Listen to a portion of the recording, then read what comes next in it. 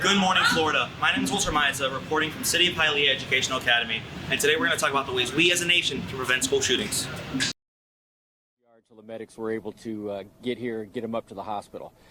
Those two people, both students, are dead now at the hospital. Developments that school shooting authorities racing to the scene in Arlington, Texas, outside Dallas. This time at Timberview High School. So Reno's mother has been at the center of some.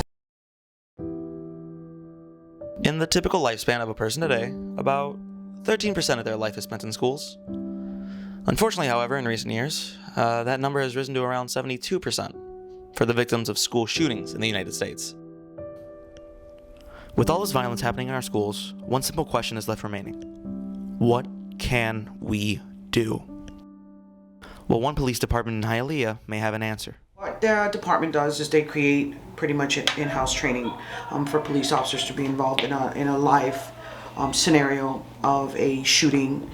We usually try to do that. It also incorporates whenever we are doing any training within a department of, shoot, don't shoot, basic hands-on scenarios that kind of puts the officers under a stress level. So we were working hand-in-hand in conjunction with the fire department. So we're going to be providing the medical treatment in the event there was an active shooter. We're going to be making sure that whoever is injured by bullets or anything, any type of weapon, we're going to respond and treat them on the scene and be able to get them as quickly as possible to the hospital if they may need surgery or anything like that. My role in this simulation was to play as a victim.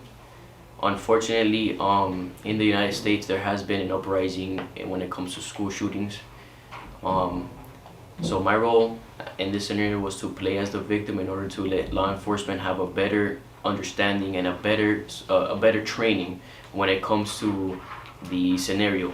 Well, everything we do is what we call muscle memory, right? We want to be able to train what could potentially happen. We hope we never see it. We hope we never have to use those skills, but we have to practice for the worst case scenario. So when we set up these training drills, it's to see where we're deficient at, what mistakes did we make, what can we improve? So then when it really happens, hopefully it doesn't, but if it really does happen, then we know how to respond properly. I hope that after seeing all this, you've learned something. And remember, if you see something, say something.